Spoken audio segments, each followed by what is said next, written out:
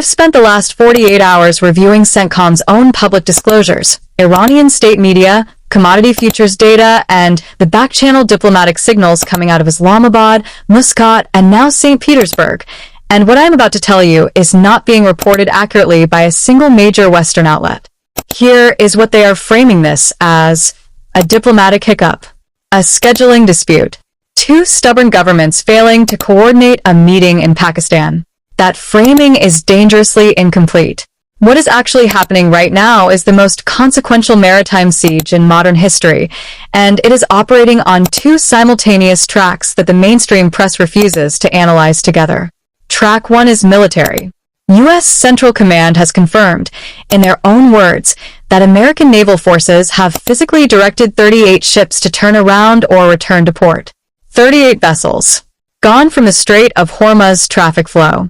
That is not a blockade in the abstract geopolitical sense. That is a kinetic stranglehold on the world's most critical energy choke point, enforced in real time by U.S. warships in the Persian Gulf. Track 2 is the consequence that nobody is pricing correctly.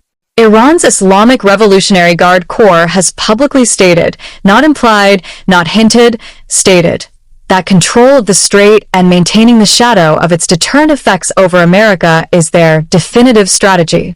They are not negotiating the strait open. They are weaponizing it. And while Brent Crude has already punched through $107 a barrel, the number that should terrify every macro investor watching this channel is not the oil price. It is the fertilizer supply disruption that is moving silently underneath this crisis, threatening a global food shock that nobody in Washington is modeling publicly. Stay with me. This goes far deeper than oil. The Strait of Hormuz is not merely a body of water. It is a geographic inevitability, a 21-mile wide navigational corridor at its narrowest point, flanked on the northern shore by Iranian territory and on the southern shore by the Omani exclave of Muzandam. There is no alternate route.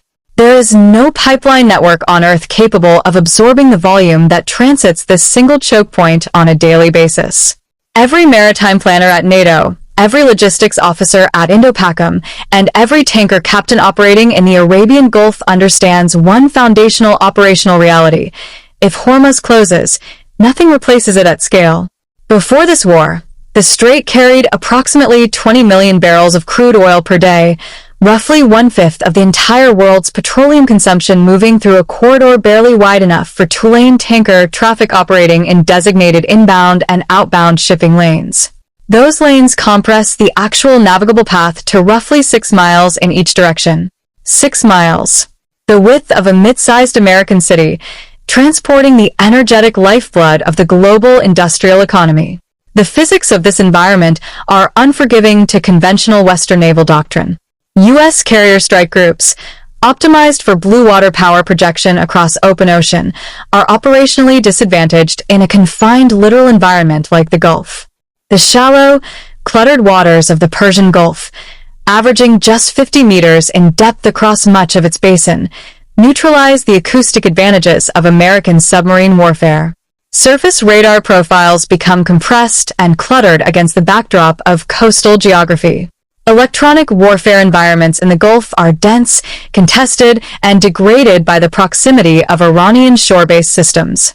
Iran, by contrast, has spent 4 decades engineering a doctrine purpose-built for exactly this geography. Their entire defensive and offensive architecture is designed around one strategic objective, making the cost of Hormuz transit prohibitive for any adversary. They do not need to defeat the U.S. Fifth Fleet in a conventional naval engagement. They never intended to. Their operational calculus is asymmetric by design: deny, degrade, and threaten, not destroy and dominate. That distinction between an American military optimized for force-on-force dominance and an Iranian military optimized for access denial is precisely why this standoff has no clean military solution. The terrain itself is Iran's most powerful weapon, and it has been for decades. To understand why Iran's negotiating posture hardened this week, you must first understand what Iran's military apparatus has actually been executing inside the strait, not at the strategic level, but at the granular, operational level where engagements are won and lost. Since February 28, The IRGC has deployed a three-layer maritime denial architecture: early warning interdiction via IRGC naval fast attack craft, mid-range area denial via drone, and missile strikes on commercial vessels, and persistent mine-laying operations across the navigable corridors. Wikipedia: these are not independent, reactive measures. They are components of an integrated anti-access and area denial doctrine, what Western military planners formally designate as a 2/AD, that Iran has been refining through wargaming and live operational experience since the tanker wars of the 1980s. The fast attack craft component deserves specific attention. The IRGC Navy operates hundreds of small, high-speed vessels, Blade Runner class and Paycap class among them, each displacing between 5 and 15 tons, capable of exceeding 55 knots in calm water, and armed with anti-ship missiles, rocket pods, and recoilless rifles. Trump himself acknowledged that following U.S. strikes, only small, high-speed attack boats remained operational in Iran's naval inventory. Al Jazeera: he framed that as a victory. Operationally, it is the opposite. What Washington eliminated were Iran's conventional naval assets, the destroyers, frigates, and corvettes that are detectable, targetable, and sinkable. What remains is a distributed swarm architecture that is specifically engineered to defeat the sensor and weapon systems aboard a carrier strike group's defensive perimeter. A carrier strike group's layered defense, Aegis-equipped cruisers and destroyers, E-2D Hawkeye airborne early warning aircraft, and standard missile intercept batteries, is optimized against inbound ballistic and cruise missile threats at medium to high altitude and medium to long range. It is significantly less optimized against simultaneous, low observable, low altitude, and surface level threats operating at close quarters inside a 6 nautical mile corridor. The IRGC swarm doctrine is specifically designed to saturate that defensive architecture, not by defeating any individual intercept system, but by generating more simultaneous threat vectors than the system's engagement sequencing can process in real time. This is not theoretical. Iranian forces attacked at least 3 commercial ships in the Strait of Hormuz in a single day, Al Jazeera, demonstrating the operational tempo they can sustain even under active U.S. naval pressure. The drone component of Iran's denial architecture introduces a second critical tactical dimension. Iran's Shahid 136 and Shahid 238 variants, the same airframes exported to Russia and combat-proven over Ukraine, have been adapted for maritime strike profiles. Their low radar cross-section, subsonic cruise altitude of approximately 50 to 100 meters above sea level, and jet-powered acceleration in the terminal phase create a targeting problem for close-in weapon systems like the Phalanx CIWS, which is optimized for faster, higher altitude threats.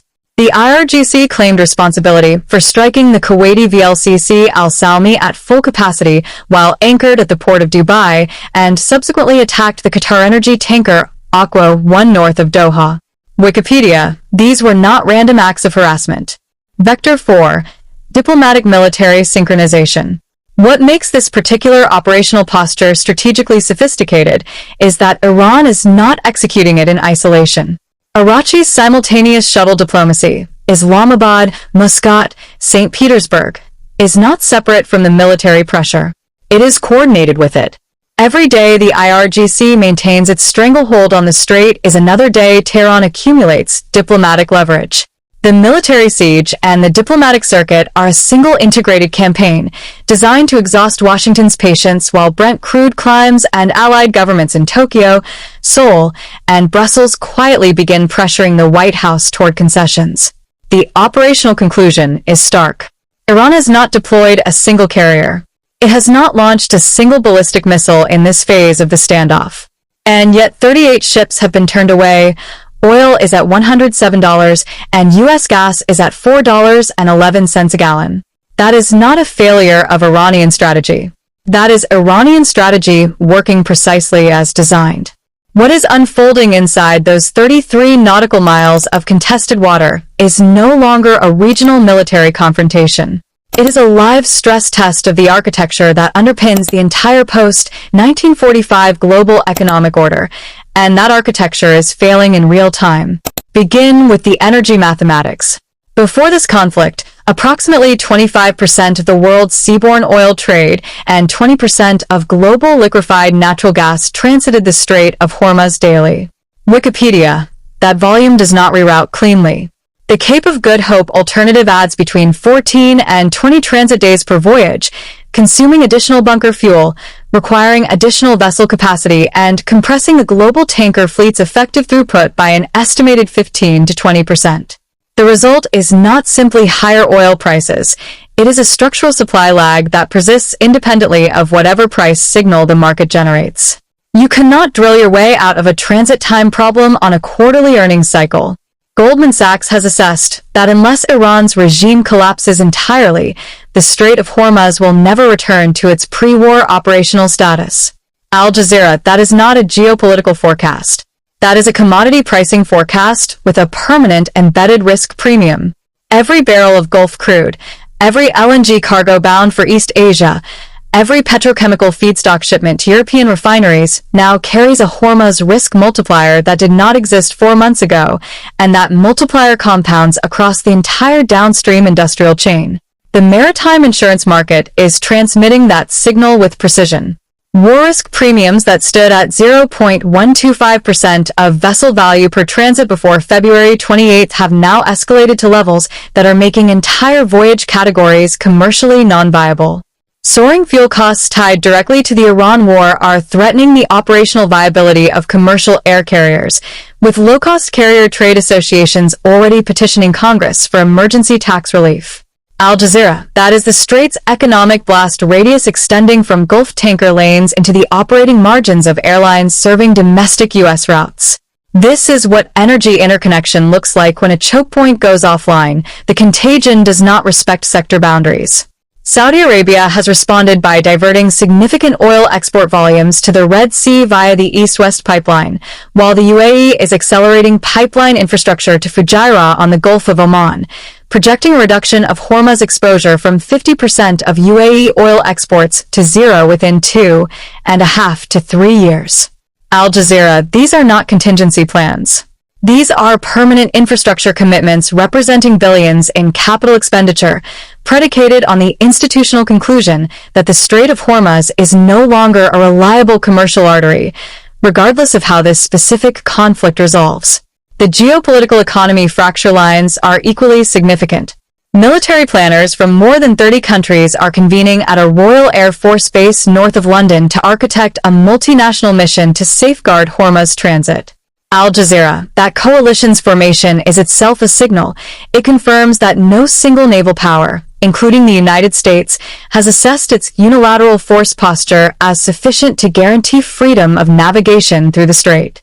I have walked you through the geometry, the hardware, the economics, and the cascading consequences. Now I am going to give you the unvarnished strategic dilemma that nobody in Washington wants to say out loud. Washington has exactly 2 paths forward, and both of them are bad. Path 1, escalate. Resume kinetic strikes against Iranian shore-based anti-ship infrastructure, attempt to physically suppress the IRGC naval interdiction campaign, and accept the near-certain consequence of a full Hormuz mining operation, $140 oil, and a food crisis across 3 continents, all while Arachi sits in St. Petersburg with Putin and Beijing quietly takes notes. Path 2. Negotiate on Iran's terms. Accept a phased Hormuz reopening that decouples the nuclear file from the maritime file, withdraw the naval blockade, and watch every adversary on Earth recalibrate their assessment of American coercive leverage for the next 2 decades. There is no clean exit.